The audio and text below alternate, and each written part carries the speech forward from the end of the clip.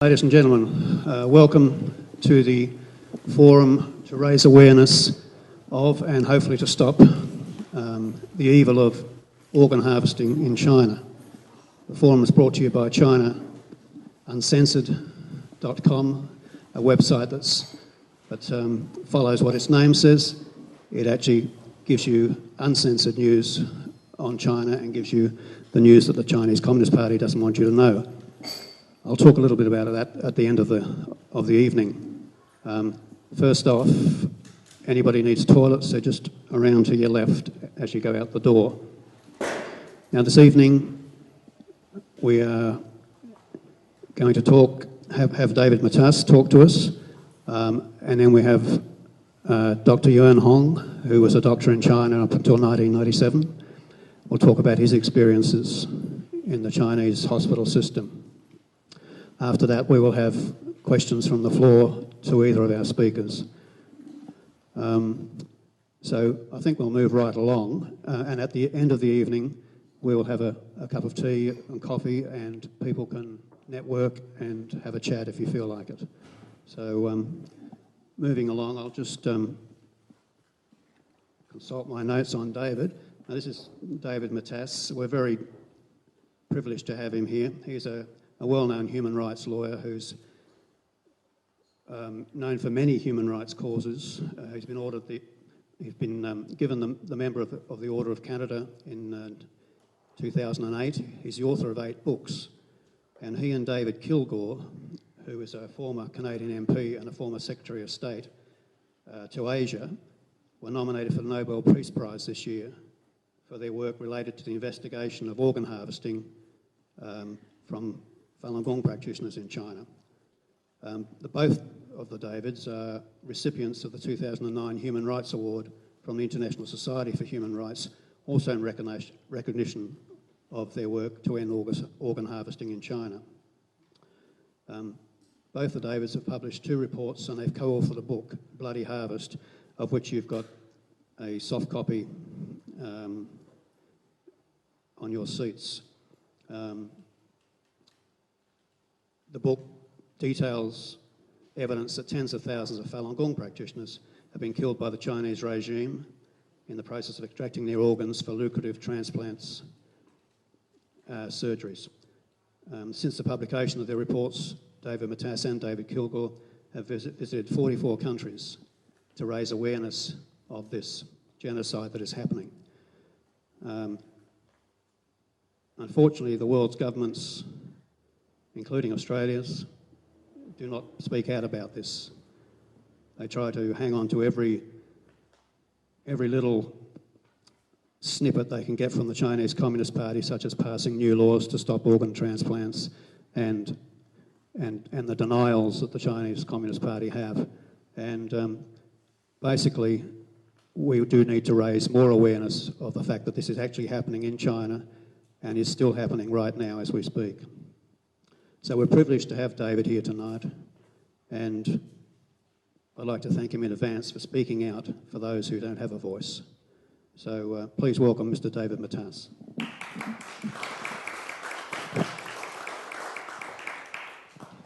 Okay, thank you very much. I see some people in this audience that I recognize, and I thank you for coming after having already heard me before.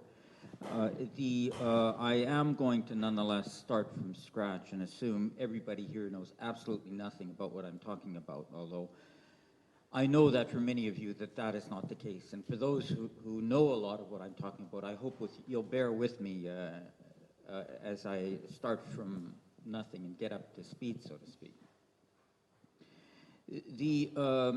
I'm a lawyer, immigration, refugee, international human rights lawyer, practicing in Winnipeg, Manitoba, Canada, and I've been doing that more or less all my career. And as a result of that, I know a lot about human rights violations around the world and international human rights law, and a lot of victim individuals and communities come to me about this and about that, and I try to help them as best I can, whatever the request is. But very often it's just talk to your MP, go to the media, talk to Amnesty International, file a petition at the UN, whatever. In May 2006, so I got a request to deal with the issue of the killing of Falun Gong with their organs that I felt I had to deal with in a more systematic fashion than just referring the people who came to talk to me to somebody else. In March 2006, a woman with the pseudonym Annie had made a statement in Washington, D.C. that her ex-husband between 2003 and 2005 in Suzhou and Shenyang in China had been harvesting the corneas of Falun Gong practitioners. And the other doctors in that hospital have been harvesting other organs that the Falun Gong practitioners were being killed in the process, their bodies were cremated. She made this statement in Washington, D.C., and I mean, I'd seen it through the news, and I'd noticed it at the time. The government of China had denied it, and I was, because of my refugee practice, familiar with the phenomenon of Falun Gong, and I knew this was a persecuted group in China, but I didn't think anything much other than that of the allegation. The Coalition to Investigate Persecution Against the Falun Gong, which is a non-governmental organization headquartered in Washington, D.C., then asked me and David Kilgour to investigate this allegation because there was a controversy as a result of the Chinese government denial, and was it true or was it not true? Now, this coalition, they didn't give us any money, they didn't give us any data, they didn't give us any directions, they just asked us. They offered to reimburse our expenses, but it was an offer I never took up, and after all, investigating and writing a report it's time-consuming, but it's not that expensive. David Kilgour is somebody I'd known through the years. He's, at that time, a retired parliamentarian. He'd spent his whole career as a member of Parliament, a member of the Canadian government, at one point a cabinet minister, and so the two of us agreed to do this. It was, and one of the reasons I agreed to do this was I could see that the institutions that I was familiar with, that were used to dealing with human rights, would have difficulty coming to grips with this issue.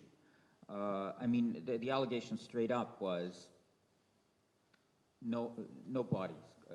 I mean, the victims are gone, corpses cremated.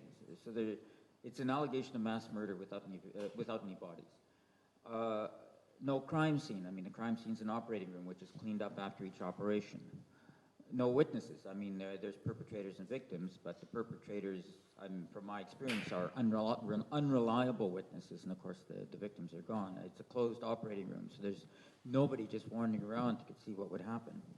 It's a very compartmentalized operation. I mean, nobody goes through the whole system from the jail to the transplants, so nobody really sees everything. No records. I mean, there's records in Chinese hospitals, but I wouldn't have access to them. So, true, not true. How do you deal with it? And when I was asked to deal with this, I wasn't. As I said, I was given no direction, and I had no inclination, or if I had one, I guess it was to establish that it was not true, because I'd like to think better of humanity. But it was kind of an evidentiary or intellectual conundrum. How do you either prove or disprove an allegation like that? Now, to a certain extent, as a refugee lawyer, it's an issue that I'm better able to deal with than most, because very often I deal with clients who come to Canada in my office with nothing but the clothes on their back and say, this is what happened to me back home, and then as their lawyer I have to try to establish that this is so without any, at least to start off with, without any more evidence than just what they told me. And so, as I say, it's a kind of issue I was used to dealing with, and I knew that the human rights organizations, which I'd been very heavily involved with in the past, wouldn't touch it, because although Amnesty International, Human Rights Watch, International Commission of Jurists, and so on have research capacity, they're not think tanks, they're not academic institutes. They're basically looking for something that's very obvious, immediate, easy to prove, verifiable, can be easily be corroborated, so that they can campaign around it. They're campaign organizations with sort of subsidiary research offices to substantiate what they're campaigning about, but they simply grind to a halt when an investigation needs to be sophisticated. So this was just something I could not realistically expect somebody else to do. So I said, okay, I'll give it a try. And so then I started to think about, well, how do you prove it? How do you disprove it? Let's think of avenues of proof, avenues of disproof. And David Kilgour and I started going down these different trails, trails of proof and trails of disproof. And there is a number of them that we constructed, dozens. The bottom line was that the avenues of disproof went nowhere. The bottom avenues of proof went somewhere. None of them produced what I would call a smoking gun, or what David Kilgour calls a smoking scalpel. But the accumulation of evidence, when put all together, led to the conclusion, which we formed, that this was indeed happening, that Falun Gong were being killed for their organs, not just between 2003 and 2005, which was what Annie was talking about, but from 2001 to the time our report came out, which was in July 2006. Not just in Sujiatan, but throughout China, not just for corneas, but for all organs. So that was our conclusion.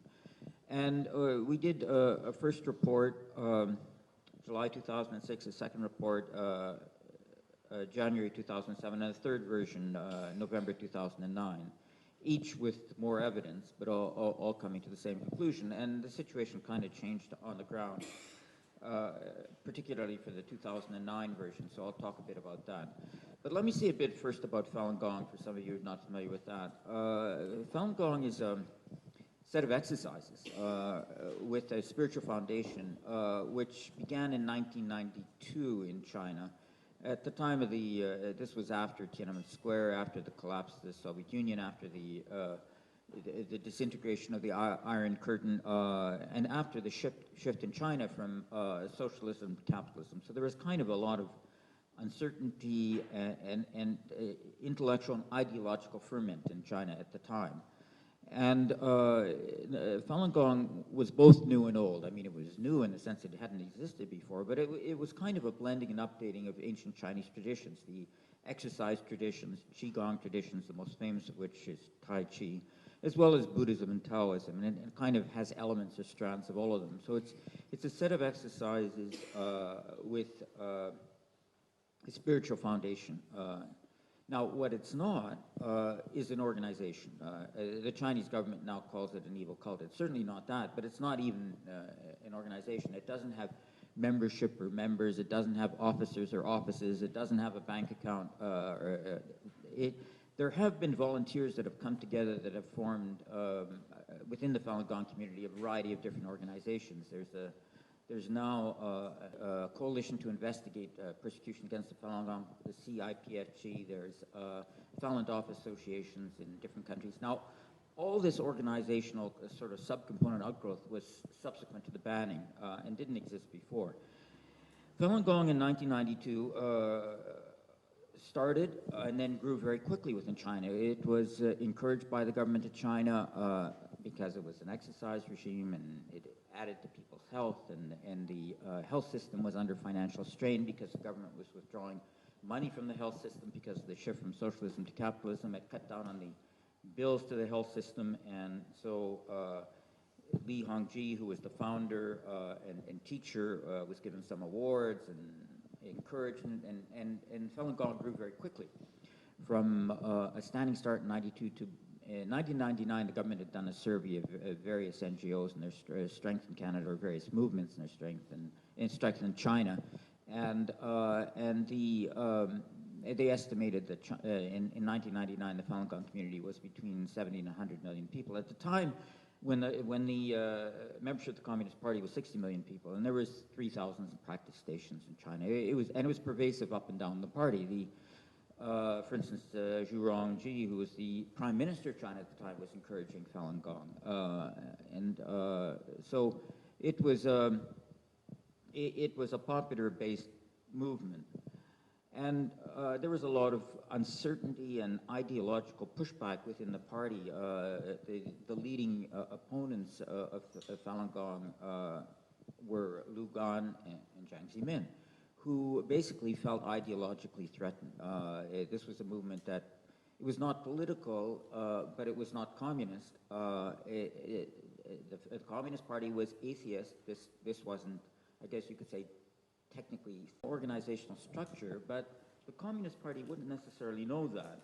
What they saw was a lot of people doing the same things at the same time, and this was largely coordinated through internet, cell phones. I mean, we see a lot of these spontaneous phenomena now where a lot of people do the same things at the same time through kind of social networks or internet networks or cell phone networks. But at the time of the growth of Falun Gong, the Communist Party wasn't used to this, and they just thought that there was an organization behind it when they saw a lot of people doing the same thing at the same time. And Jiang Zemin got very, very suspicious and upset, and basically led the party to ban Falun Gong. Because there was a lot of people throughout the party at the time who were Falun Gong up and down the system. When Falun Gong was initially banned in 1999, there was a lot of leakages about what was going on, and so we have, we've included it in our book, the actual memorandum that Jiang Zemin wrote to the Central Committee of the Communist Party about why Falun Gong should be banned. And I'll read you a sentence or two from it, which gives you a flavor of what was concerned to them. This is just the end of the memorandum. And these are the words of Jiang Zemin. He says, "Can't the Marxism our communists have, the materialism, atheism we believe in, really win over that suit of stuff aired by Falun Gong? If that were not the case, would it not be a thumping joke? Our leading cadres at all levels, especially high-level officials, should become sober now." So you can get the sense of kind of jealousy and fear, and the fear of being held up to ridicule, the discomfort about the popularity of this group, its ideological variance with communism. These were the driving forces behind the banning. Now, the banning was June, it was decided by the Communist Party in June 1999, and the party set up an office to repress the movement. It was called the 610th office because that was the date of the decision, June 10th, 1999. And the announcement of the banning by the state organs was July 1999. And it led to actually a lot of demonstrations from Falun Gong practitioners that opposed the banning and thought, the Communist Party they didn't understand why it was being done, because Falun Gong was harmless, Falun Gong was helping people, and so you got these protests. And the communists got into a catch-and-release system. They'd pick these people up doing the protest, tell them to stop the practice, and then let them go. But this kind of banning with a catch-and-release wasn't really working. So the party held a mass gathering of its officials in November 1999 to try to deal with the fact that the banning hadn't worked. So they developed a new policy, and again, there was it was a meeting for which there was a leakage, and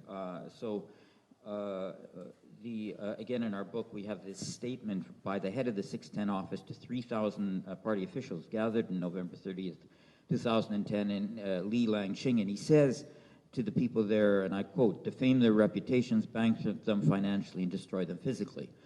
And so at this point, the repression becomes a lot more brutal. And instead of the catch and release, what happens is, people will still, once they're arrested, if they renounce Falun Gong in writing, be released, but if they don't, they're tortured. And they quickly became the #1 torture victims in China. According to the United Nations Rapporteur on Torture, Manfred Nowak, they were 2/3 the torture victims in China by the time he was doing his reports.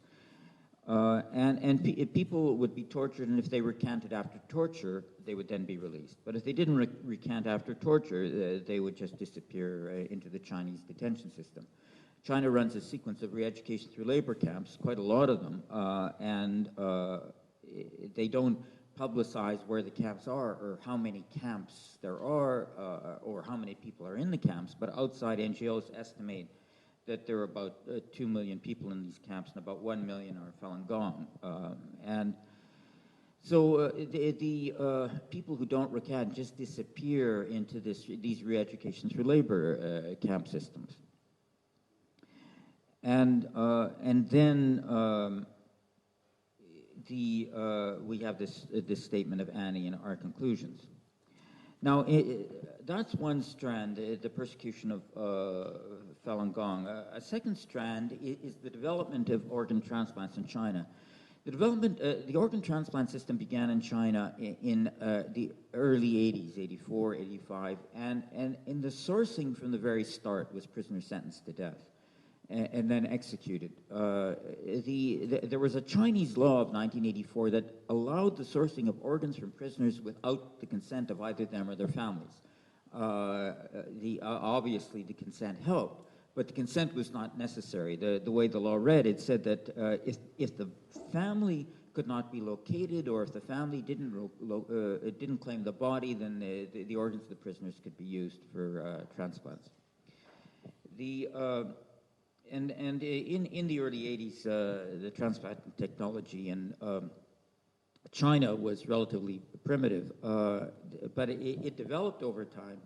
And this was, of course, also at the same time, as I mentioned, where the money was being withdrawn from the health system because the shift from socialism to capitalism. And the hospitals started realizing that selling organs was a big moneymaker, and eventually it became their prime moneymaker. So when we did our report, we could see in our websites the hospitals advertising, this is, they actually said this is our prime source of money. And they started selling transplants around the world, because everywhere in the world there's a demand for organs and a waiting time for organs, and people very anxious to get organs. And what China could promise is quick turnarounds, because they started fiddling with the dates of executions to make them coincide with when organs needed to be transplanted. Now, there's a lot of people being sentenced to death and then executed in China. There's, I think, some 68 death penalty offenses. But it didn't take long for the demand for organs worldwide, because we're talking about a worldwide market now, not just the Chinese market, to strip the supply from the Chinese death penalty. So by the time we get to 2001, they've exhausted the death penalty supply, and they have in their prison system this group of people who are vilified, depersonalized, and also unidentified. David Kilgour and I, we've interviewed a number of Falun Gong practitioners and non-Falun Gong practitioners who got out of China, got out of prison, then got out of China, and they tell us a number of things. They tell us that the Falun Gong practitioners are systematically blood tested and organ examined, and the non-Falun Gong practitioners are not. They tell us that the only ones who get out of the prison system are people who recant. The non-recanters don't get out. They also tell us that the population of Falun Gong in prisons, there are two groups, the self-identified and the non-self-identified. The self-identified get shipped back to their hometown, and very often their immediate community is victimized as well as them. As a result of which, there's many who don't self-identify in order to protect their immediate community. And these non-self-identified, they don't tell anybody who they are. They don't tell the jailers. They don't tell the other inmates. The people who get out tell us the non-self-identified outnumber the self-identified. But the people we interview are all the self-identified. The non-self-identified, they just don't get out. So we got this huge population of non-self-identified. So their families don't know where they are. The jailers don't know who they are. So this is a very vulnerable population, and there's no, of course, legal system that asserts rights against the government. There's no access to these re-education through labor camps. There's this huge demand for organs, and a lot of money to be made. The available death penalty supply is exhausted, and this group is depersonalized, dehumanized, marginalized. Although the Falun Gong are banned because of their popularity, that's not what eventually becomes the party line for the Communist Party. They don't, I mean, the Communist Party about the propaganda, the Communist Party line about the Falun Gong is not, we have decided to ban them because they're too popular. The Communist Party line is, we have decided to ban them because they're an evil cult. They kill themselves, they kill their children, they're under the control of their puppet master, Li Hongji, and so on. This kind of vilification leads the jailers to think of them as not really people.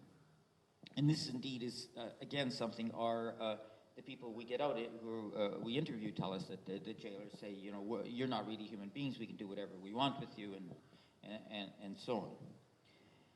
So we get this phenomenon of demand for organs, the depersonalization of Falun Gong, and then Annie makes her statement, and we come to this conclusion. Now, we have many different pieces of evidence that lead to the conclusion we do, and I'm not going to have time to go through a lot of it, but let me go through a few things with you. One of them is calls. One piece of evidence we have is callers making calls around China to various hospitals, asking, pretending to be relatives of patients who need transplants, asking the hospitals if they have organs of Falun Gong practitioners for sale. The logic being that the Falun Gong's an exercise regime, the Falun Gong practitioners, because the exercise are healthy, their organs are healthy, and they're going to be better organs than other organs. So that's the logic. And the callers made a lot of calls, and they got rejections. They got hang-ups. They got people quarreling with them. But about 15% of the calls, they got admissions. Yeah, yes, we have organs of Falun Gong practitioners for sale. And this map here shows the places in China where callers got admissions, that there were organs of Falun Gong practitioners for sale. And they're throughout China, as you can see, these admissions. Now, once our report came out, on the whole, the Chinese government was unresponsive. They tended to say, the typical response is, we're anti-China, or Falun Gong is an evil cult. I mean, it just kind of ignores the issue. But occasionally they would address some of our evidence, and they did address this. There was a TV documentary that was put out by Phoenix TV in Hong Kong, Mandarin Station. I think it was one time owned by Murdoch, but it was basically a Chinese government documentary, and you can actually get it at embassies and consulates. They didn't interview us, but they interviewed one of the people. Well, they interviewed a couple of the people we called. One of the people we called, he said, no, absolutely not, and they interviewed him, and that's what he said in the interview, in the documentary, and that was right. Another person we called was Lu Guoping, who actually admitted that, basically what he said is, well, we used to sell the organs of Falun Gong practitioners, and I'd go to the prison myself and pick them out, the Falun Gong prisoners, but we don't have access to the prisons anymore, and there's another doctor at another hospital that does, and I suggest you go to him. That was basically the nature of the conversation. And I should say that in China, there's military and civilian hospitals, and it's unlike in other countries. The military is kind of a conglomerate business, and it's in all sorts of business activities, including the selling of organs.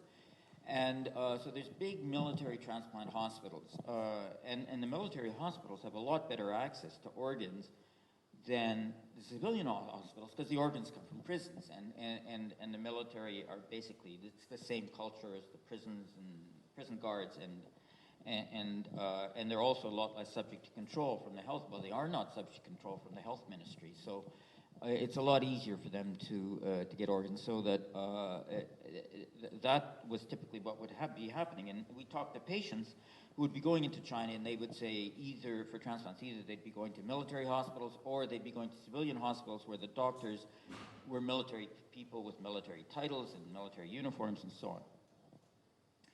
So anyhow, Lu Guoping says to us, yes, we used to, but now not anymore, and go to this guy.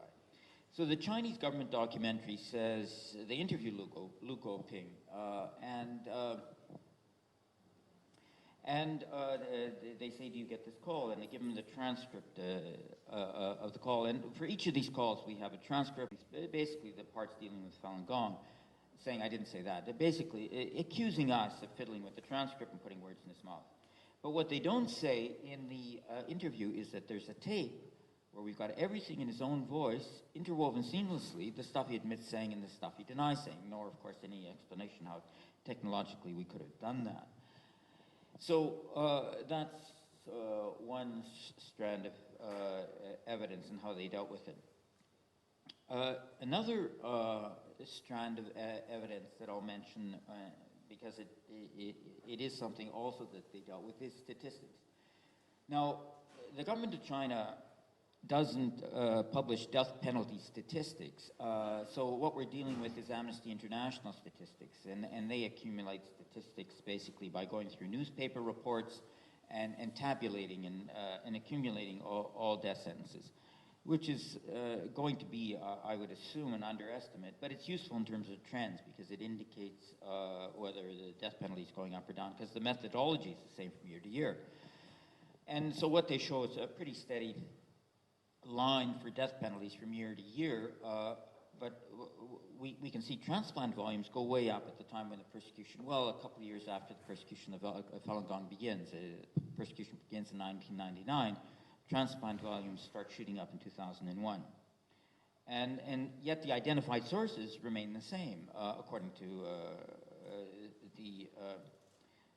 what NGOs have been able to figure out. I should say at all this time, when China is sourcing organs from prisoners sentenced to death, their official line is they're sourcing organs from donors, even though there was no donation system in China. But Human Rights Watch and a few others came to the conclusion there was prisoners sentenced to death. So we see a steady line in prisoners sentenced to death, and it shoots up in terms of transplant volumes. And the transplant volumes come from the health system in China, doctors, health officials, and so on. So we put this in our report, and then the UN starts picking up on this statistical issue. The UN Rapporteur on Torture, the UN Rapporteur on Religious Intolerance, the Committee Against Torture start asking China, explain the discrepancy between the volume of transplants and the volume of sources. And for a while they don't answer that, but eventually their answer is, we don't provide statistics on treatments, only on diseases. So anything that it's in our report about volume of transplants, we've made up. I mean, that's their position. But of course, everything in our report is sourced, and in terms of volume of transplants, it's all official Chinese sources. It comes from hospitals, it comes from doctors, it comes from the health system. And it's all on the internet, and we have links, and we've archived it. And they actually interviewed one of the people we cited, Xi Bingyi, who was a doctor in the health system. He was generating transplant volume statistics, and we cited what he wrote in his articles. So in this Phoenix documentary, they interviewed him, and they said, no, I didn't say that, it's not me, they made it up. And yet, at the time this documentary was being distributed, the stuff that we cited from Xi Bingyi was still on Chinese, I mean, you could still look it up on the original sites, the websites that we'd sourced, so that they were both asserting and denying the same information at the same time. I'll just mention one other kind of response from the government of China to give you an idea of what we're dealing with here. One time, I was in Israel debating this issue, and it was at a hospital, Balmain Hospital near Tel Aviv, and the Chinese government originally tried to get the foreign ministry to shut down the event or cancel the invitation to me, which didn't work, and I'll say a bit about that later, this phenomenon of trying to shut us up. But anyhow, they eventually sent somebody down to they couldn't shut down the event or get me uninvited, so they sent down somebody from the embassy, the first secretary, to make a speech, and he had a prepared text, and he distributed it, and I kept it, and his position was, our report is based on rumors. Now, if you look at our report in our book, everything is independently verifiable. If you want to check out our sources, you can. You can see what we saw. It's up to you to come to the conclusions we did, but we have no evidence that you cannot see for yourself. And in fact, our work has been peer-reviewed by a few people who've gone through our sources and come to the same conclusion we did. But anyhow, what this guy from the first secretary from the embassy does is he takes a number of statements we have in the report, strips them of citations, puts in front of the statements the phrases, it is said that, or we heard that, or somebody told us that, and then says, look, the report is based on rumor, and basically puts in quotation marks things we didn't say. And I was able to, I mean, even if I can't remember everything I said, I was able to, our first two reports are in the internet and they're word searchable, and I was able to check to see that we weren't saying what he put in quotation marks as what we're saying. And so this was the way he established our report is based on rumor. So, I mean, what you can see is that what the Chinese government is coming back with is utter nonsense. And I mean, the Chinese government, they got embassies and consulates around the world. It's a government that represents 1 billion people. They got a multi-billion-dollar budget. And David Kilgour and I are two volunteers. And, you know, my attitude is this is the best they can do. And this kind of response leads me to think they really have nothing to say. I mean, I myself, because, you know, my view was I'm trying to look of whether this is true or not true, and I have to think about arguments against as well as arguments for. And I myself could find better arguments against my report than the Chinese government could come up with. For instance, with the phone calls, you know, I was thinking, well, okay, I mean, I had no doubt those phone calls really happened, and what was on the tapes was really said. But I was thinking, well, okay, maybe even though that was said, it wasn't meant, that these doctors were trying to pump a sale, and they figured that's what the callers wanted, and they figured the callers wanted Falun Gong organs, so the doctors were going to say, yeah, we have Falun Gong organs for sale, because they wanted the money. Okay, I mean, but the Chinese government didn't say that. I mean, if they'd said that, well, okay, I'd have to deal with it. But no, instead they come up with this business of we fiddled with the transcript, which obviously is not going to convince me. So it just,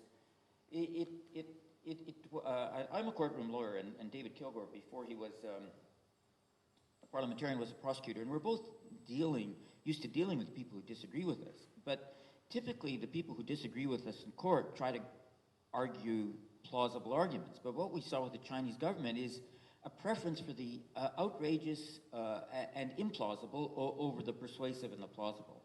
And it sort of reminded me of this technique that the Nazis had talked about, the big lie technique, that it's easier to get people to believe a big lie than a little lie, because a big lie is people figure you would not make up a big lie.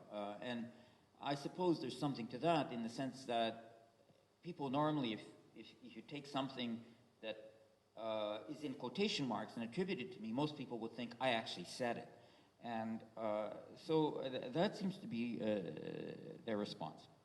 Anyhow, so David Kilgour and I do this report, we come to this conclusion, and both of us are both, in addition to researchers and writers, we're also advocates and activists. So we see a human rights violation, we got to see what we can try to do to end it.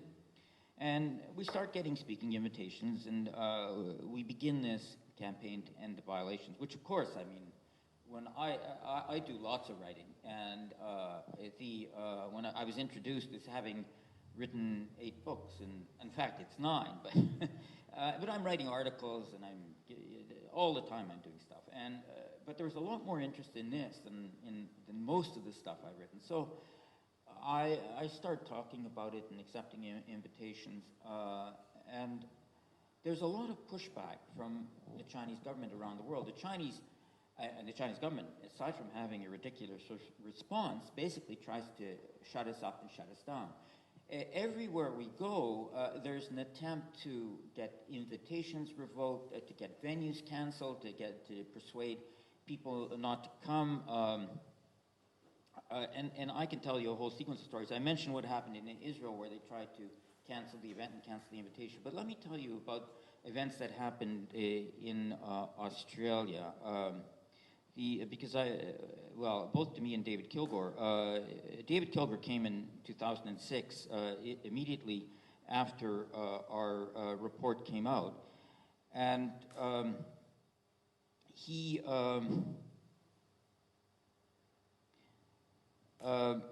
was speaking in Melbourne to some parliamentarians. There was a committee that had invited him to speak, and the Chinese consulate in Melbourne actually wrote a letter to all the parliamentarians asking them not to go to David Kilgour's talk, and we have the letter, and some people didn't go and some did. I was in supposed to be speaking at Bond University a couple of years ago. And at the last minute, Bond University canceled. And this has happened in a number of places where we get last minute cancellations. Other places we don't, but we're told that the Chinese embassy or consulate is called and asked for cancellation. Normally, we're only told that the Chinese embassy or consulate is called if the request for cancellation is rejected. We're not told if it actually happens. And at Bond University, they basically didn't give any real reason. It was just canceled at the last minute after they'd accepted it and it'd been advertised. So then we moved to another venue, and in Broadbeach, at a community center. And the event takes place in a hall where there's people sitting around like this. And it's also through the internet into China where people can call in and ask questions.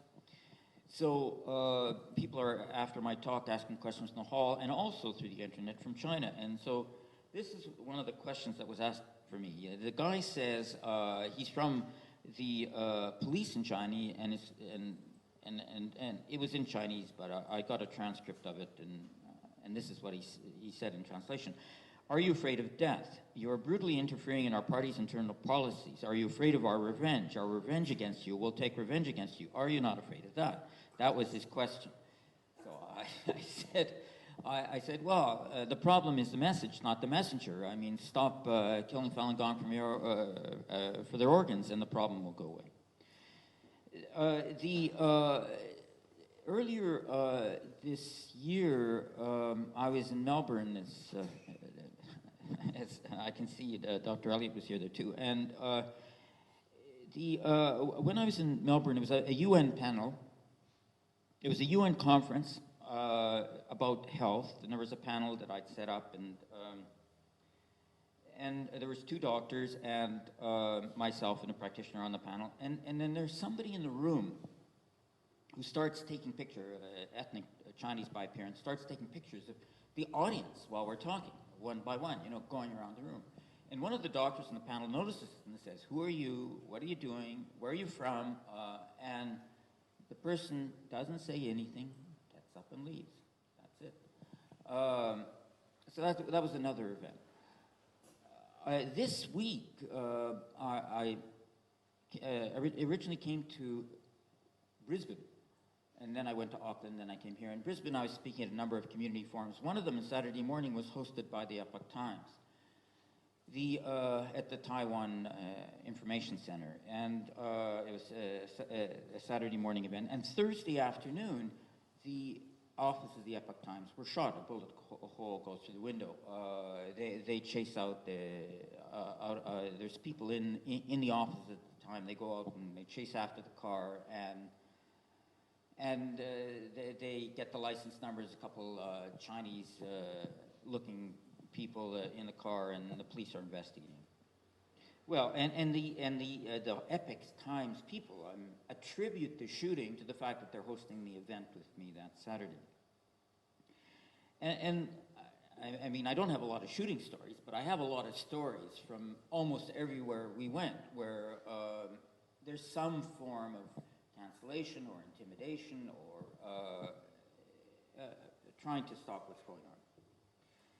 Now, at the same time as we're campaigning and the Chinese government is uttering nonsense and trying to shut us down, there's movement on the ground in China and around the world. First of all, the Chinese government shifts from saying it's coming from donors to it's coming from prisoners sentenced to death. Now, the Deputy Minister of Health, Wang Jiefu, had initially said that in 2005, before we did our report, but it wasn't a statement that was pervasive throughout the system. Parts of the system were still saying in 2005 comes from donors, but now the official line is it's coming from prisoners sentenced to death. And what's more, they say they accept that that's wrong, and eventually they'll get off of it. The market has shifted. The Chinese government now has given a priority to Chinese nationals over foreigners. And so the transplant tourism, which used to overwhelm the transplant business in China, hasn't completely gone, but it's diminished substantially. I mean, the people going as transplant tourists into China now a lot fewer numbers, mostly ethnic Chinese, pretending to be Chinese nationals, and it's more of an underground thing than an above-board thing. The Chinese government has set up a system of registration for hospitals. I mean, technically it was on the statute books before, but they reenacted it and actually enforced it this time around. And when we started off, there was about 2,000 hospitals doing transplants in China, and now it's down to about 700, the registered ones. Within the civilian system, though, the military system still carries on unimpeded by this. They have enacted a law saying you actually have to consent for the donation of organs. It's not a law, as far as I can tell, that's being enforced, but at least the law is there. They have prohibited the sale of organs. Now, of course, that was never the problem in China. The sources were not selling the organs, the hospitals were selling the organs, and of course, and you still pay to hospitals for organ transplants in China. They have set up an organ donation system, which didn't exist before, a pilot project in 10 cities. It became functional. They announced it in 2009, but it became functional in March 2010. They have promised a law sourcing from the brain dead, cardiac alive, the accident victims. They don't actually have such a law, and they didn't, and they've been promising it for several years now, but at least there is a prospect of that happening. So you can see there's a lot of movement, and there's movement around the world as well, outside of China. The Transplantation Society, which is an official organization of transplant professionals, has developed an ethical statement saying, don't deal with Chinese transplant professionals unless you can be satisfied that they're not sourcing organs from prisoners. Same with the World Medical Association. They developed a policy of don't source organs from prisoners sentenced to death, except for family members. And they got the Chinese Medical Association to sign on to that. Israel, which used to finance through the insurance system people going to China for transplant services, flipped around completely. Now the insurance system says the complete opposite, saying we will not finance transplants unless we're satisfied that they're in conformity with international ethics. In Australia, hospitals are not training transplant professionals from China unless they can be satisfied they're not involved in abusive transplants. And in Queensland, they've actually announced that as a health policy. In Taiwan, they banned, I mean, in Taiwan, there used to be a lot of people going to China for transplants, and they banned the brokerage business because a lot of these transplants were being done through brokers. And so the combination of the outside pressure, and there's activity in other countries as well, the combination of outside pressure and internal change has meant that the market has shifted. And basically in China, what we've now is got Chinese demand, and according, again, to Chinese figures, there's 2 million people in China who need transplants. And China is doing transplants at the rate of about 10,000 a year, which is a high volume, the second highest in the world after the US, but it's still, if you've got 2 million people needing transplants, it's an inexhaustible market. Now, despite all these changes, as far as we can tell, the problem has got worse rather than better, because the death penalty has gone down. Again, we can see this. We can see this from statistics from Amnesty International. We can see it also because of a change in Chinese policy. China gets, I mean, they've got a wealth of human rights violations. They get criticism from all over for lots of things. And one of the criticisms is the death penalty, to which, to a certain extent, they've reacted.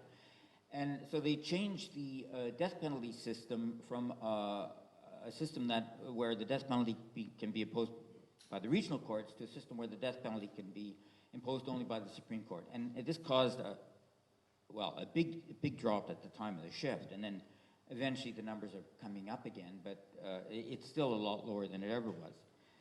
Yet what we saw with transplants is there was a bit of a dip, not as big a dip as the death penalty dip, and then transplant volumes go to traditional levels.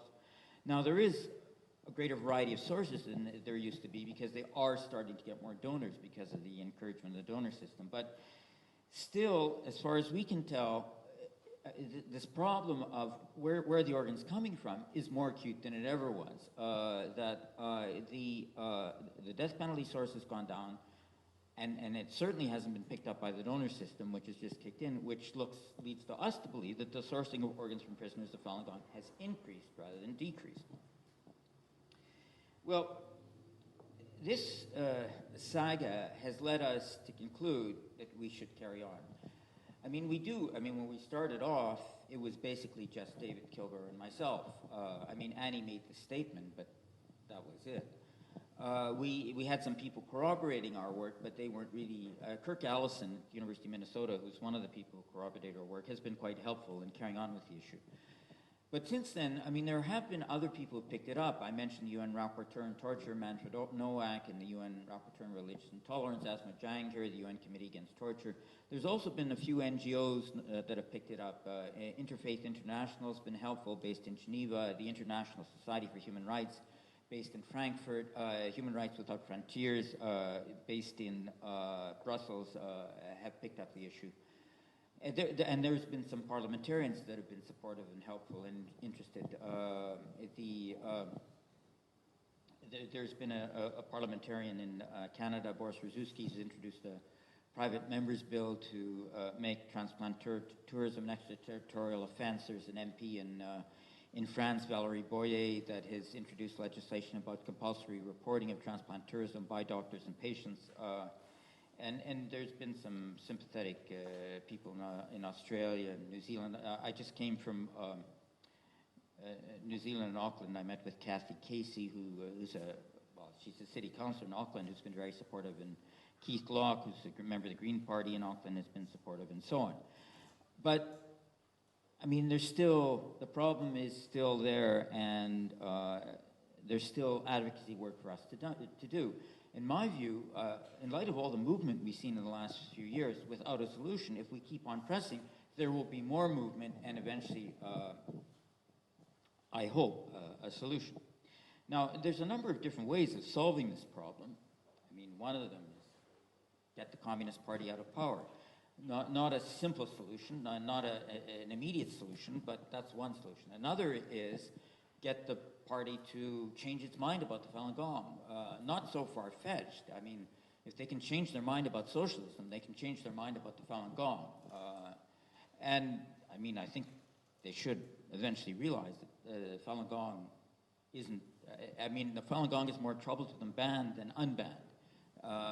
The Falun Gong community is very concerned about the persecution, and as a result generating a lot of protests about the persecution.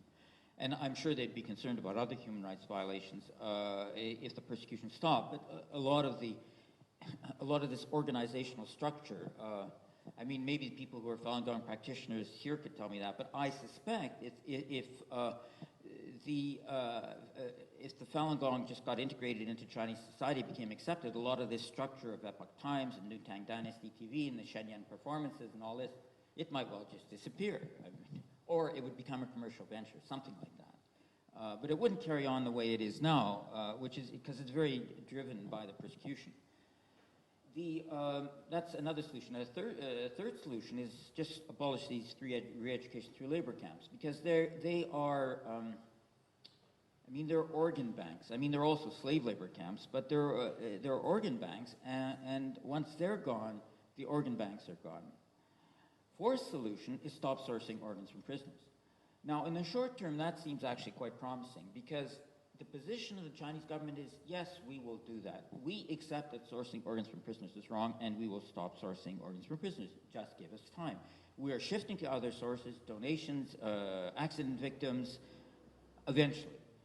So, my attitude is, okay, fine, do it yesterday instead of tomorrow, and at least this is an area where the Chinese government is willing to discuss. I can talk to them about stop the persecution of Falun Gong, and they come back, you're anti-China, it's an evil cult, and make up quotes and whatever.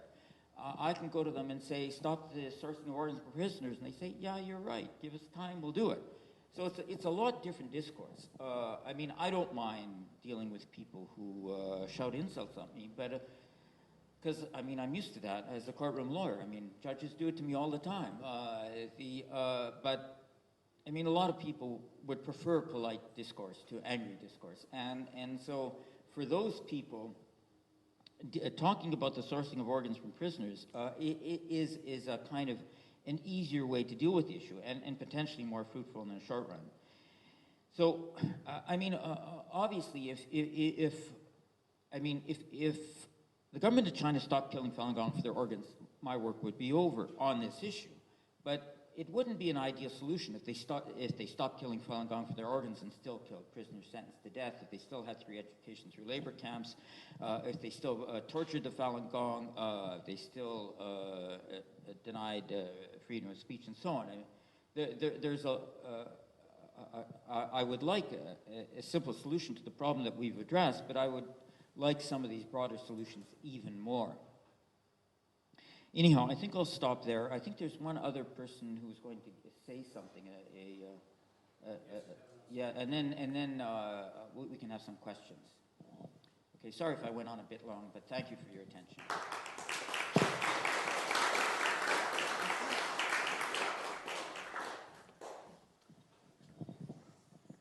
Well, thank you very much, David. That was a very informative talk. There will be a chance to ask David some questions after our next speaker. And our next speaker is Dr.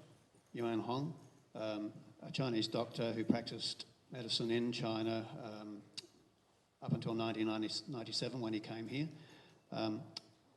He knows a little bit about organ transplants, but of course not Falun Gong because the persecution didn't start till after 97. But please welcome Dr. Yuan.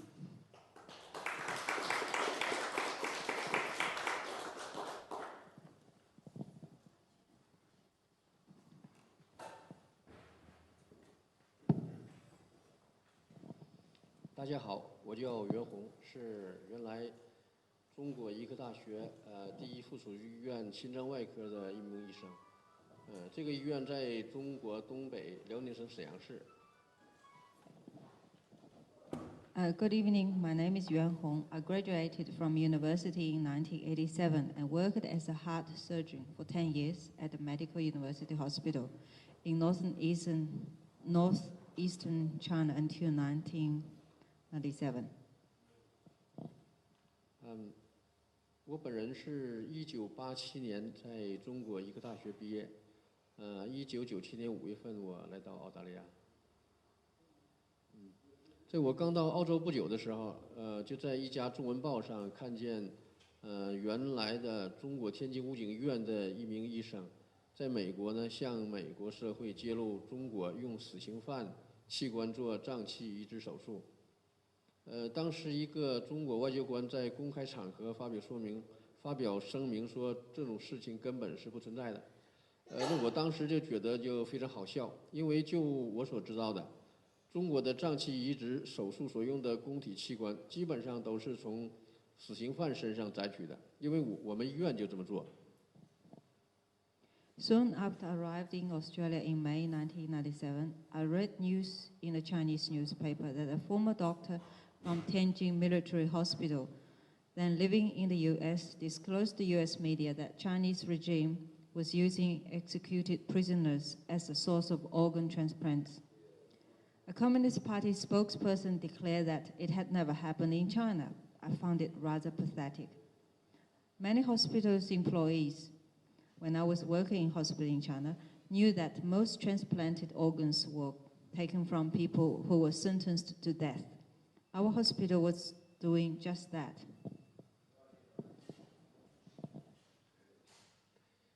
因为在中国根本没有正常的供体脏器的来源。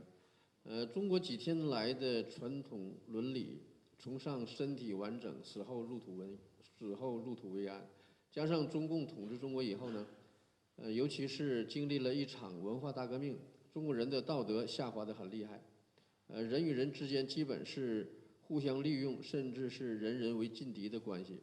人活着的时候都不想去帮助别人，死后怎么还可能呢？在我上大学的时候，有一个姓刘的同班同学。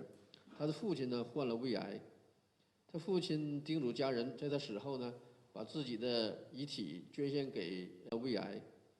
他父亲叮嘱家人，在他死后呢，把自己的遗体捐献给医学院，因为这个人是大连的，就是他父亲希望把自己的身体捐献给大连医学院，给学生做解剖学习用。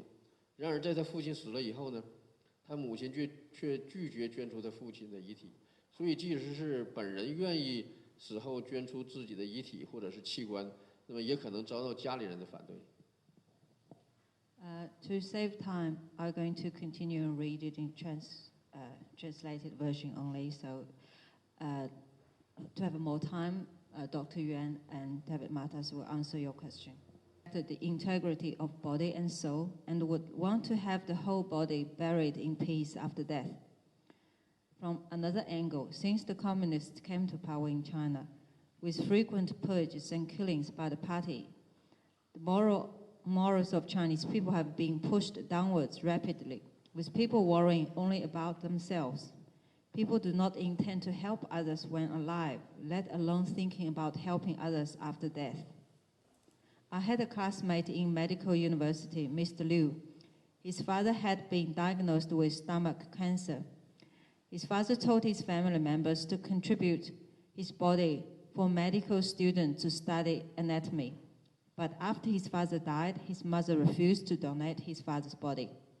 So even though a person might agree to be a donor, his family members still would not allow it.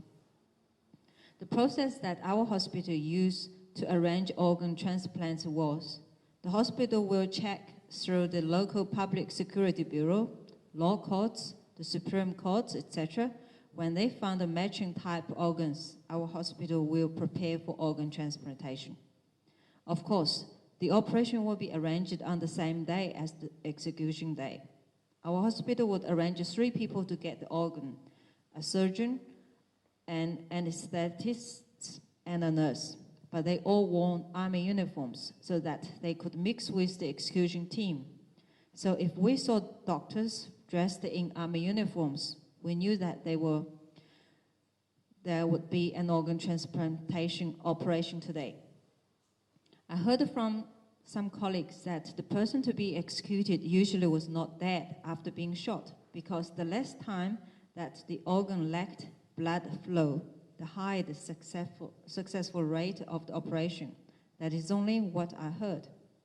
But one day, I saw an anesthetist dressed in army uniform carry a stoma in his hand when leaving with his team. We insert a stoma into a patient's stretcher to help the patient breathe. When the patient cannot breathe for him or herself, I then realized that the prisoner was not dead at that time. Otherwise, they would not need to use a stoma. So I'm certain that when the prisoner lost consciousness after being shot and was not able to breathe on his own, but his heart was still beating, the doctor would insert the stoma into his stretcher to help him breathe. Well, the person would finally die after his organs was removed. This evil procedure is organized, government controlled by the Public Security Bureau, law courts, and the Supreme Procuratorate and hospitals. Of course, all the medical personnel who were involved in organ transplant operation would not openly talk about it or let the family members of the prisoners know. In my view, this is state-controlled murder. Once our office manager attended a national organ transplantation conference in Beijing.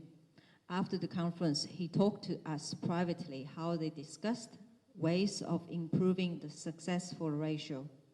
A well-known doctor at the conference said that to maximize the successful transplanting of a heart, sometimes they would just arrange a private place in the hospital to finish off the prison, so they could take the organ for immediate transplant. In China, under communist brainwashing, people are spiritually paralyzed. They do not understand the concept of human rights or morality. Many people do not think that it is immoral to take a prisoner's organ without consent, let alone connect it with being a human rights issue. In present-day China, people have no chance to ask for human rights. How would a dead person have a chance? I want to tell you of an event that I witnessed in 1985 when I was a third-year medical student. I was doing internship in the gynecology and obstetrics ward after we had studied theory. I saw a girl about 20 years old lying in bed. My teacher told us quietly that this girl was pregnant, without being married, and was waiting for an abortion. At that time, it was illegal to become pregnant before marriage, and no child was allowed to be born if that was the case. This girl was publicly shamed, and people turned their nose up at her. She was 6 to 7 months pregnant and had already been injected with oxytocics to hasten parturition 3 days before. She was in pain for 3 days already, and that day she could not bear the pain, so she crawled out of the bed, 2 hands holding her belly, and walked around to try to ease the pain. And she did not even care that she was not wearing underwear. There were more than 10 students present, some males. I moved my eyes away from her. Suddenly someone called, "Coming out, coming out." I turned my head, a pair of small legs coming out from between the girl's legs. The girl was in such pain, her face was in despair. I was so shocked. My mind was blank.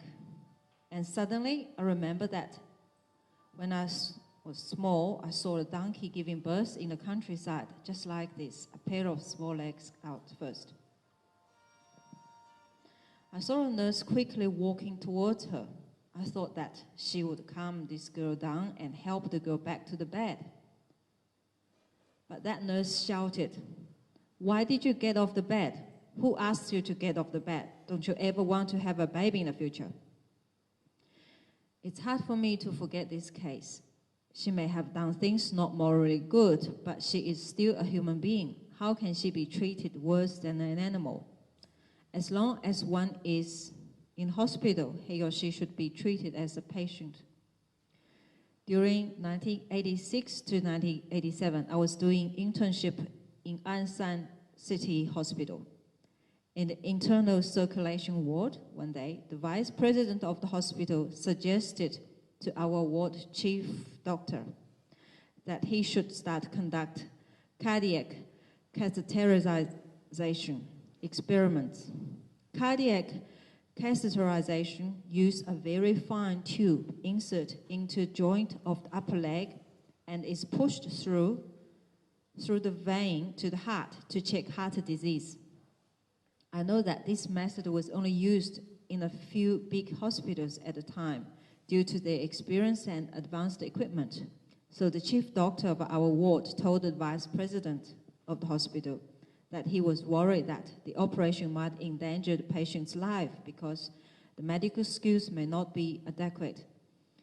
The president replied, "Don't worry, a few people dying is not an issue. The main point is to get this skill up to the required level."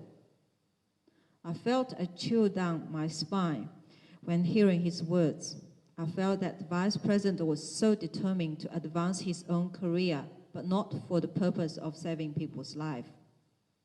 The chief doctor and I clearly understood that if this hospital could claim that they had achieved this level of skill, the vice president's future would be well placed. Under communist rule, it is easy to see the value of a Chinese person's life. Thank you.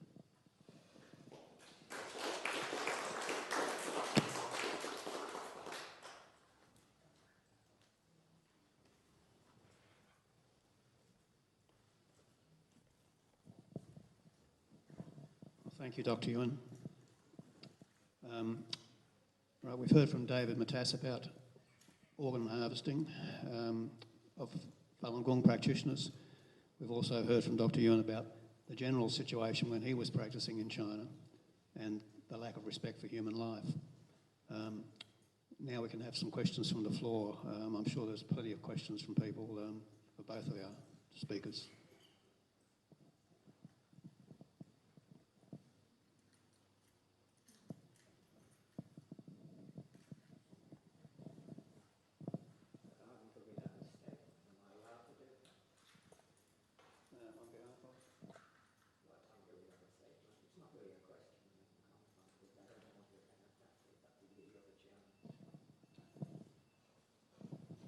Chairman has given me permission to read out a statement. Mr. David Mattis, Dr. Yuan, these are notes I jotted down. You may wish to respond to them or you may not. I'll be as brief as possible. Can you hear me? With all due respect, I don't think you will shame the Beijing regime into sweetness and light or into sudden awakening of civil conscience whatsoever. This regime is guilty of genocide, infanticide, approximately 90% of all judicial executions in the whole world, quite apart from organ harvesting, etc., etc. Only the bringing down of the Beijing regime can solve this world problem. Only the bringing down of that regime. Only a civic uprising, a civil uprising triggered off by the implosion of the Chinese economy will achieve this. Nothing else will. An initial first kickoff would be a world boycott of all goods manufactured on mainland China, a world boycott. I suggest we start this tomorrow morning. If it's made in mainland China, don't buy it. Don't buy it. Send them bankrupt. If you do this, you will make an impact. Only the holy dollar will roll the Beijing regime down into oblivion, will roll the Beijing regime into oblivion, where it belongs. If this takes off, you will be told this. You will be told, but you will bankrupt lots of Australian and Western business people if you do that. So what? Bankrupt them. And to hell with them. What you're dealing with is a merciless regime. So you have to be merciless in return. No quarter until this regime is sent to the wall. Sent to the wall. Under communism, all human life is expendable. Under communism in any country, all human life is expendable. Thank you very much.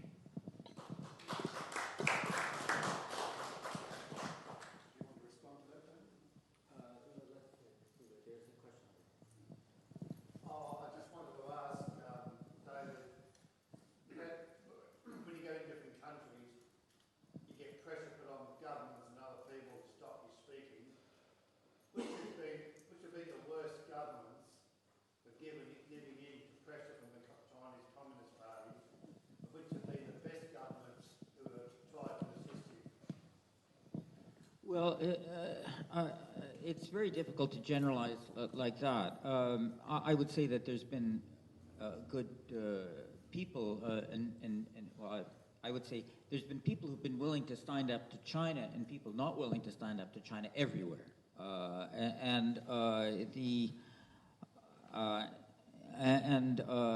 There's no one place that stands out of my mind as particularly good or particularly bad. I mean, I've got, in every place I go to, I can think of people that I thought were great and people I thought were kind of not so great on this issue. I will say that over time, the reaction I've gotten has improved, partly because, you know, we just kept at it. When we first came out, the whole thing seems very strange. I mean, obviously, this is not a common behavior. There's a lot of organ transplant abuse in the world, but everywhere else it's a black market. You don't get government complicity the way you get in China, and the initial reaction is true. It sounds odd, hard to believe, but over time is basically in one way or another.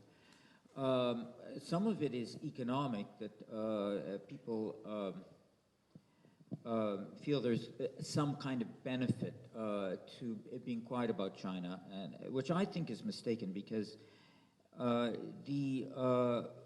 the Chinese government is a lot more fragmented than it used to be. And a lot of the economic actors don't care that much about the political agenda of the Communist Party. I mean, they can't thwart it openly, but a lot of the economic actors, they're acting for economic reasons, and as long as you don't flout too obviously the Communist Party propaganda, then they don't really care. Some people do it out of career reasons. Basically, China uses its visa entry policy as a kind of political control, and if you're too critical of China, you can't get into China, as I can't. I mean, they wouldn't let me in or David Kilgour in. And so for some people, that matters and it influences them.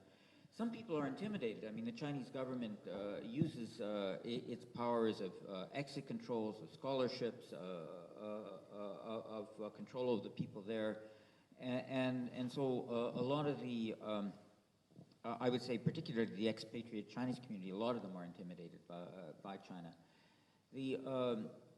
And of course, I mean, you know, some people are just confused because you get all this propaganda coming out of the Chinese government about what the Falun Gong is or what our report is, and a lot of people, they don't pay that much attention, and they figure where there's smoke, there's fire, and so there's that form of opposition as well.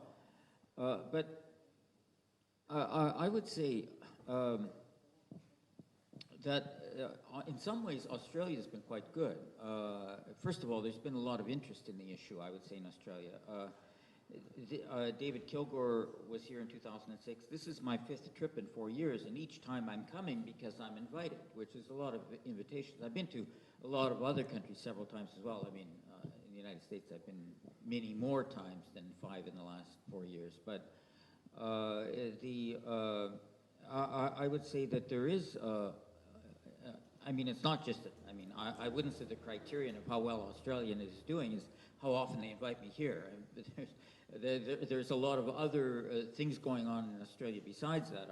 I mentioned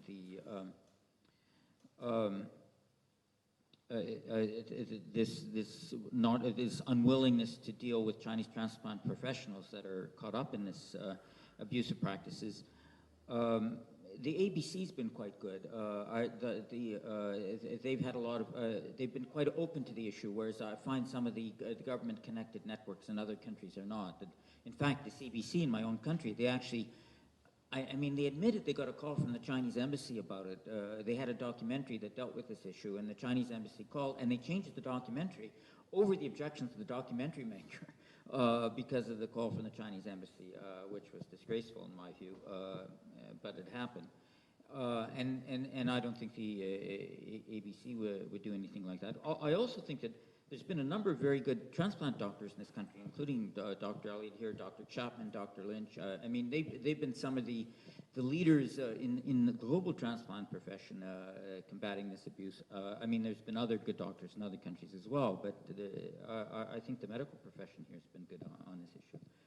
So I think that Australia's certainly done some things that, but I think there's more that could be done.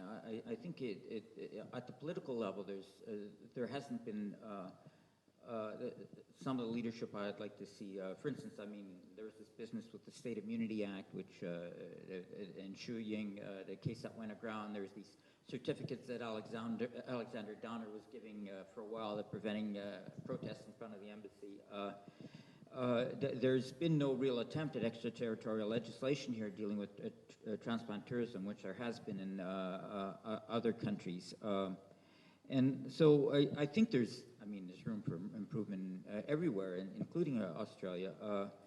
You know, my attitude always is, because I'm an activist, I'd rather try to impact on the future rather than predict the future, and I'd rather try to get people to move than say, you know, you're on the good side or you're on the bad side. I mean, my hope is everybody ends up on the good side, and that's my eventual aim.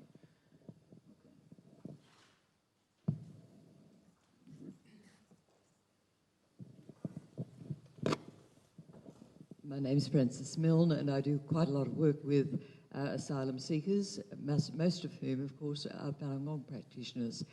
I'm very interested for Dr. Yu's story, and as a concerned medical student right through to obviously having migrated out of China, do you still have some sense of the groundswell within China that is using either economic issues or human rights issues as a point of protest with, we hear many rumours about the peasant groups having uprisings because their land's been confiscated for development, and other groups being very outspoken, and of course the Nobel Prize that's been given for dissidents.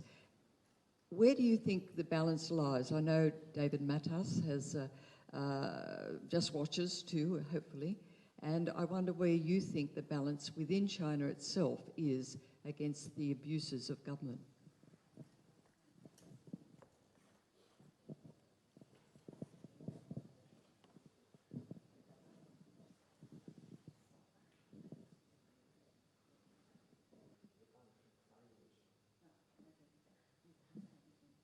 What was told, and they think that they need to be do what they were told, that's all. And they only rebel when things come to, in their lives in danger, their livelihood, the last straw of their, like a house eviction, in danger, then they have to speak out. 就是说这些有些当局的做法影响到老百姓的自己的，就是他本人的切身利益。Basically, the violation, the government is already touched this Chinese individual, their personal livelihood, so they have to stand out. 比如说现在中国到处有那个就是拆迁呢，拆老百姓的房子，那么他的房子连住的地方都没有了，所以他这个时候他就奋起反抗。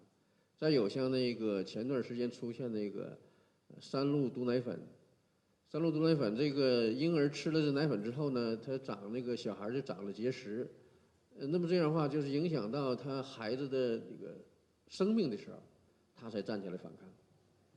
Well, because as like the forced evictions happening in China widely, because they're being forced out of their house and they have no place to live, so they have to rebel. And also during the Olympic time when the melamine poisoned milk powders for the baby, and then their child's life is in danger, so they have to speak out. 但是就我在中国了解的情况呢，中国的老百姓几乎没有人喜欢共产党，没有人喜欢政府，所以就是他也希望中国好，但是因为共产党的压制呢，他一般不敢出声。那么老百姓出生的最大的一次，就是在共产党控制以后最大一次行动，就是1989年那个六四那个运动啊。因为那运动呢是学生发起的，学生发起之后呢，这个老百姓像工人呐、这些一些知识分子也参与开始反对政府腐败这个行为。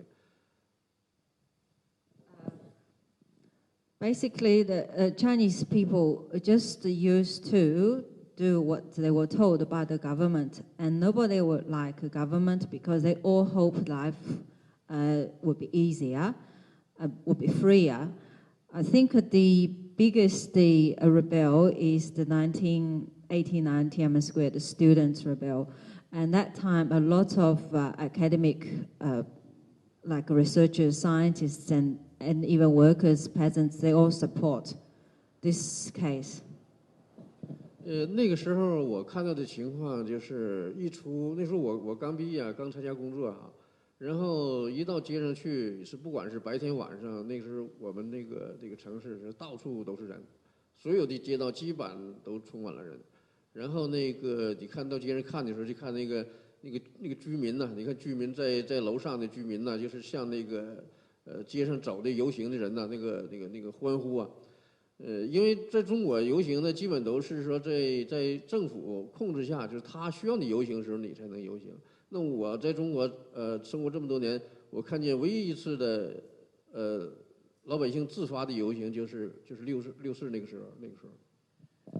During that period, actually, every time I only just start to work, And going to the work, I see people in the street everywhere. There is a parade, and people standing, near the street and support each other.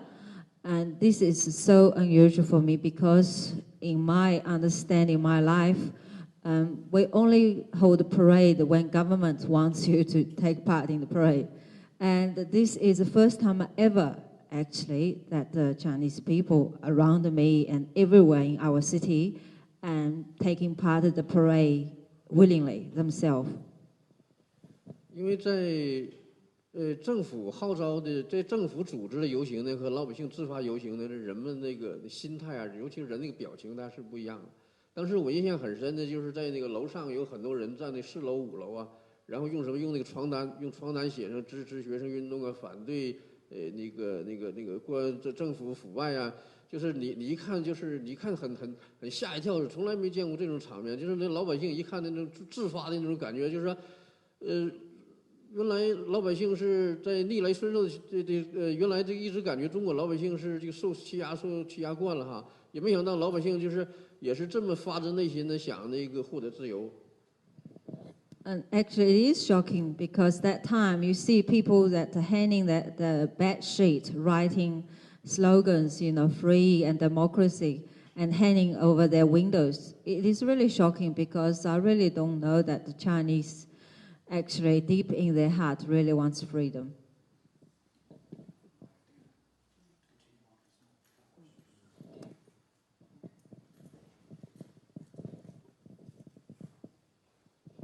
Question to David. David, the Falun Gong in the sort of the wrong place at the wrong time, in that transplantation in China makes a lot of money for a lot of people in China, and people who want to go there for a kidney transplant or liver transplant, usually wealthy people in other countries. So what's the driving force? Is it the driving force within China for people in hospitals to make money, or is the driving force to eliminate Falun Gong dissidents?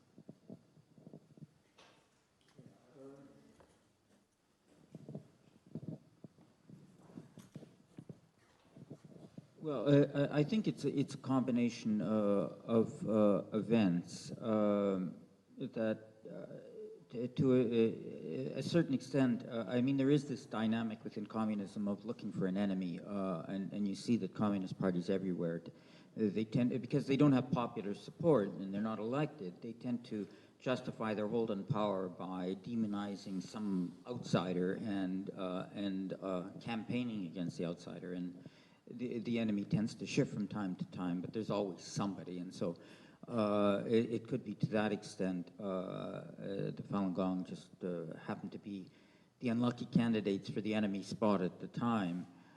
David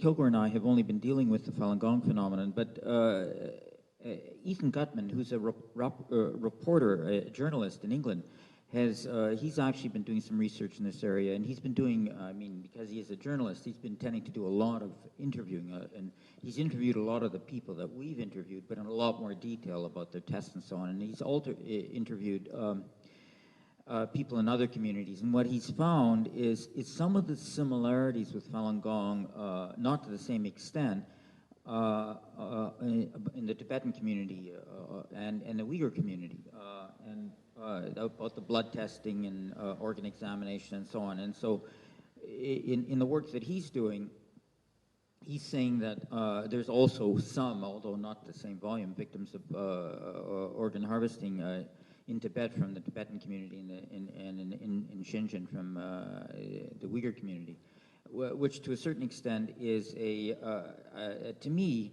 it's the problem with human rights violations. It's the Central Party directives, especially in the early years. I've never seen or even heard of a Communist Party directive saying kill Falun Gong for their organs. Yet the Communist Party obviously knows about it. I mean, nothing happens at this scale throughout the system involving the military and the prison guards without central headquarters knowing about it.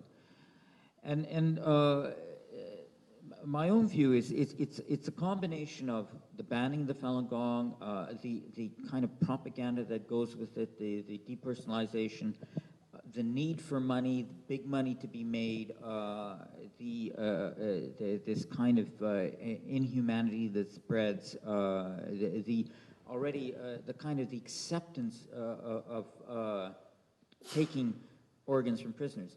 I mean, one of the things that I found kind of surprising when we had callers calling into hospitals, that the hospitals sometimes, we'd have our callers ask, do you have organs of Falun Gong practitioners for sale? Sometimes our callers would be directed to the prison for the answer to that question. And we'd actually get yes or no from the prison, because the prisons had become organ distribution systems for the hospitals, because that's where the organs came from. And so the system was just kind of geared up to take organs from other prisoners. So I would say, yes?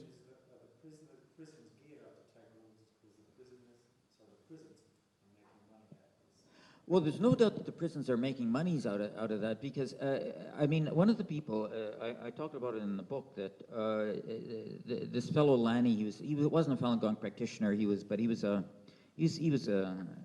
guy in prison, and he saw people, he was talking to the guards, kind of a garrulous guy, and he could see people who were both Falun Gong practitioners and prisoners sentenced to death that were being picked up by the hospitals. And the guards were saying, yeah, I mean, they were making money out of it. The money sort of goes throughout the whole system. The hospitals, doesn't just go to the bank account of the hospitals.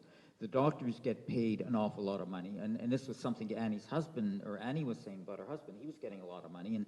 And Lani was saying that the guards were getting a lot of money. So the money just sort of goes throughout the system. So it becomes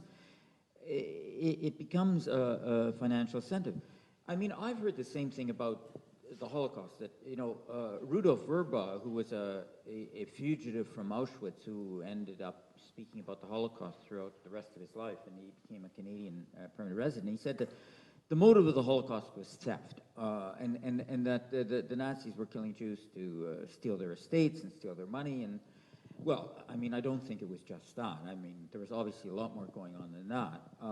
And there's a lot more going on with the killing of Falun Gong and their organs, then there's a lot of money to be made. I mean, if you didn't get this kind of banning and propaganda and depersonalization, none of this would happen.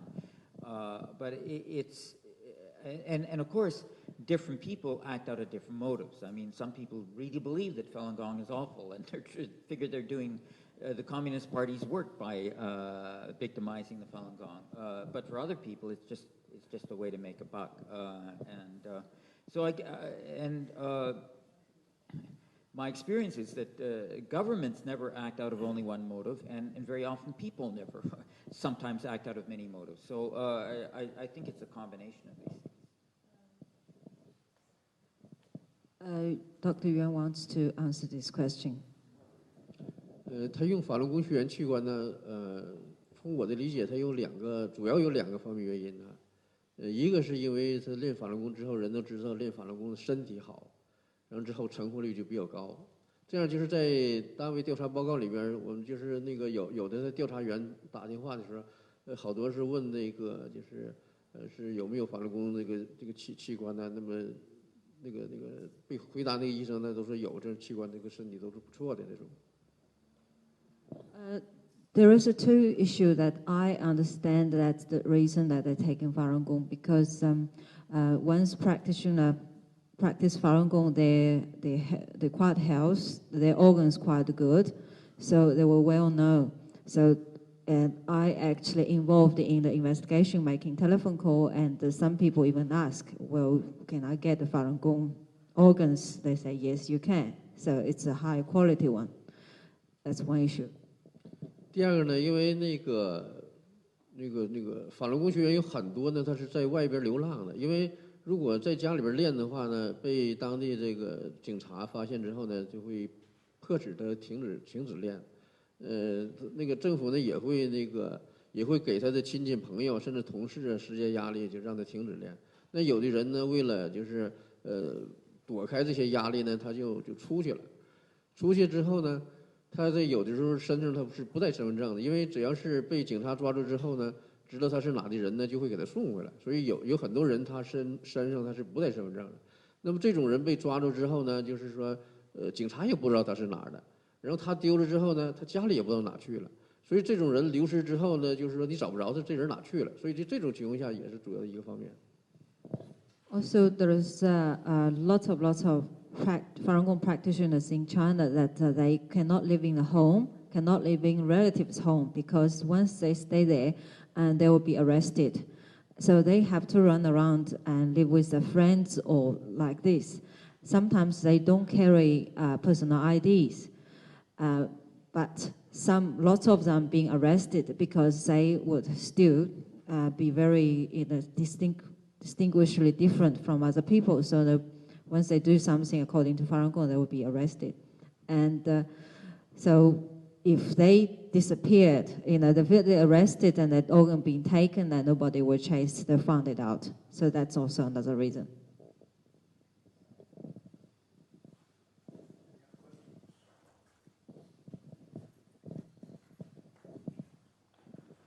Thank you. I just wanted to, first of all, congratulate both David and Dr. Yuan for being brave enough and spending their time as they are. I think it's great to see people with that much commitment, and also the interpreter. Thank you for tonight. David, in your research, you've had fairly rigorous details of numbers of organ transplants that have happened from time to time in China, and you've also mentioned that you think that more of those are now going to be going to Chinese nationals rather than to the transplant tourists. Do you have any data to suggest that the numbers of transplants in China to Chinese nationals are actually increasing when those people no doubt can't pay $150,000 for a lung?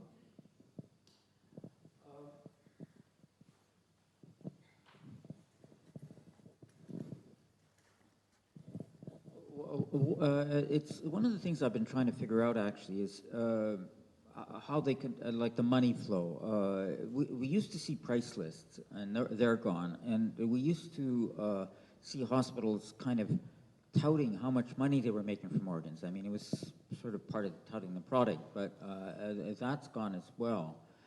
I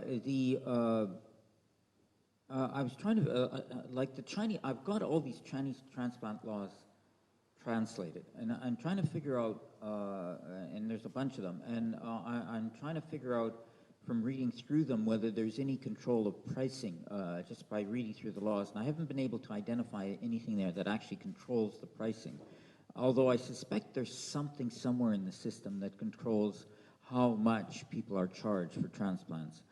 Now, I mean, China is a country now, because it's capitalist, where there's many rich people as well as many poor people.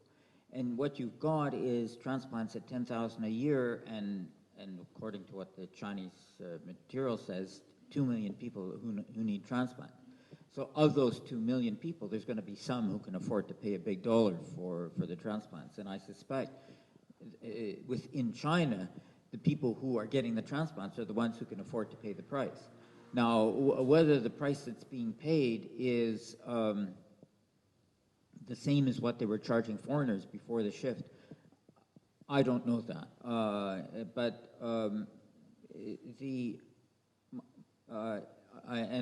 I would just be speculating here, but my speculation is that they're still charging an awful lot, and that there are many Chinese that are able and willing to pay it. But that's just speculation on my part.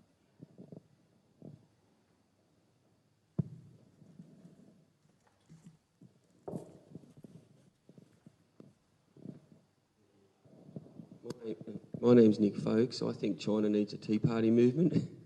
But with Tiananmen Square, do you think it's possible that the Chinese people come to the realisation that it needs to happen again? Because, you know, you said there's 60 million CCP members, but that's gone down drastically, and there's 1.3 billion Chinese. They're vastly outnumbered. I think they could have them. Yeah. Do you think that it's possible in the near future that the Chinese people challenge the totalitarian authority?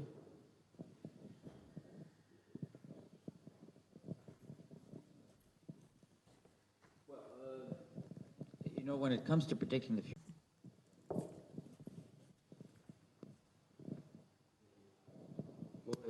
My name's Nick Folkes. I think China needs a Tea Party movement.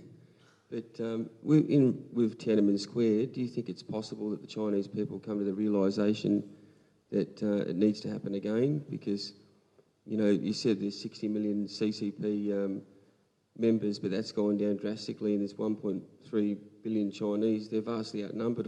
I think they could have them. Yeah. Do you think that it's possible in the near future that the Chinese people challenge the totalitarian authority?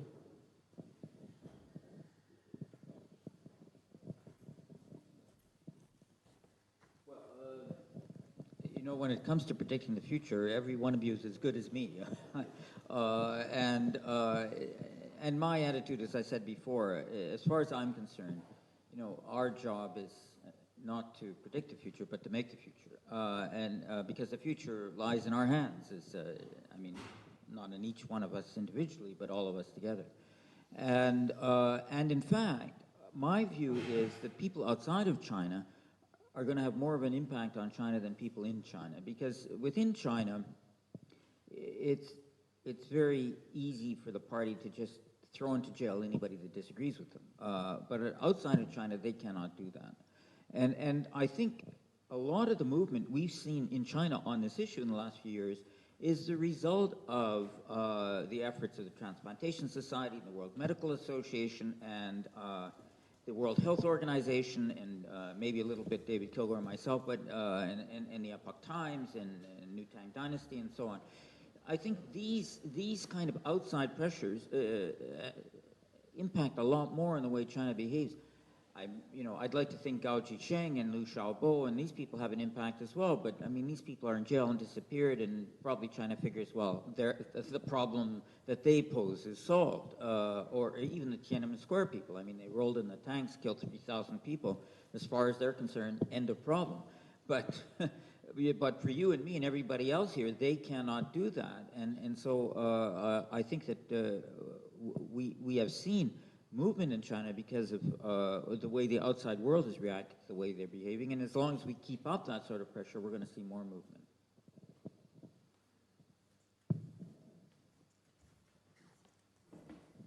Okay, if there's no more questions, I think we'll wrap up now. I want to thank both David and Dr. Yuan for their speeches tonight. I'll just say a few words regarding the situation. With Falun Gong and with the persecution of Falun Gong, it does lead to, I guess, further atrocities such as organ harvesting, just by the fact that they're being persecuted. An interesting thing tonight was Dr. Yuan, a first-hand account of the fact that back before the persecution of Falun Gong, there was killing of prisoners and using their organs. Now, the Chinese Communist Party denied that vehemently until the allegations of Falun Gong organs being used came out in 2006. So, you know, they come up with whatever they have to come up with at the time. The Communist Party has its own ways of dealing with things. Most of it comes down to denial or telling the same lie over and over again. If you hear something enough, you're going to believe it. The other thing they do is shut down, such as they shut down Tibet or Xinjiang or any of those places. When something happens, nobody can get in and get the real story. Nobody knows what happened. We know thousands of people were killed in Tibet a couple of years ago and also in Urumqi in the last 12 months. We know those things happened through insider reports, but those don't get out to the main media most of the time. So these things are happening. They're still happening in China. Unfortunately, the Australian government and other Western governments, because of mainly economic pressures, will not speak out, and they latch on to anything that the Chinese say, anything such as we've got a new law which stops, which denies that anybody will get money for transplants, for example. In other words, there's no personal gains there, or we'll do this, or we'll do that, or now they all come from the prisoners, or so on. An example of the denial, the shame, the way they can actually stand there and look at you in the eye and say it didn't happen, happened a couple of years ago when some Tibetan refugees were going across the mountains to try to get to Nepal, and many hundreds of people do that each year. Many of them don't get there. Unfortunately for the Chinese regime, at the time there was a group of Western mountaineers on the opposite ridge, and they could see these refugees trying to escape.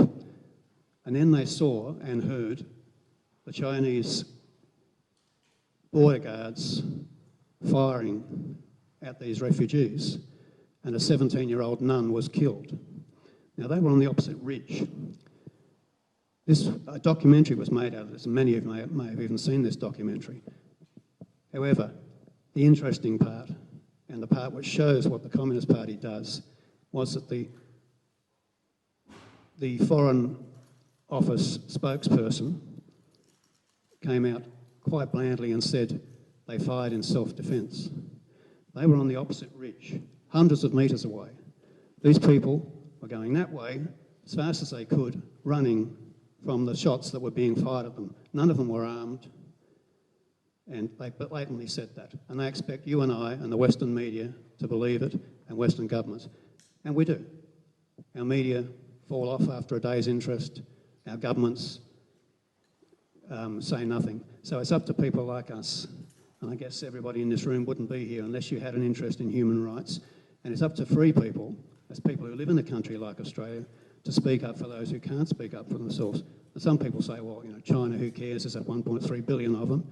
But the point is, if we don't speak up, then we lose our own freedoms as well. And we're giving away some of our own morality, I think, when our governments know these things are going on and they do nothing about it. So thank you all for coming tonight. Thank you to Dr. Yuan and to David Matas. And, you know, as far as the two Davids go, David Matas and David Kilgour, well, they're the forefront, I think, of trying to stop this awful trade. And so I'll close there. Just a couple of things. There's some free material here up the back if anybody wants to get it on the persecution of Falun Gong. Also, you've got a free Epoch Times 9 commentaries there. But if any of you would like a book, they're $5 each at the back there. They're good for keeping rather than the paper thing, which will, you know, deteriorate. And also Frances Milne is here from the Bridge for Asylum Seekers, and she deals with Falun Gong practitioners and gives them a lot of help. And she has a donation bucket if anybody feels like donating there today. I'd like everybody to, if you would like to stop and have a cup of coffee and tea with us and maybe have a chat. But thank you all for coming, and please, on this thing you'll have a list of websites that are probably relevant to this, including China Uncensored. Please keep an eye on it, bookmark it, pass it on to your fellows, so that we can get some of these things out into the open. And if we have further forums, of course, we will let you know. If you could sign the book, if anybody who hasn't signed the book, and leave us a contact, and we'll let you know of any further forums or if anything of further interest. So thank you all for coming today, and thank you again to David Matas and Dr. Yuan. Thank you all.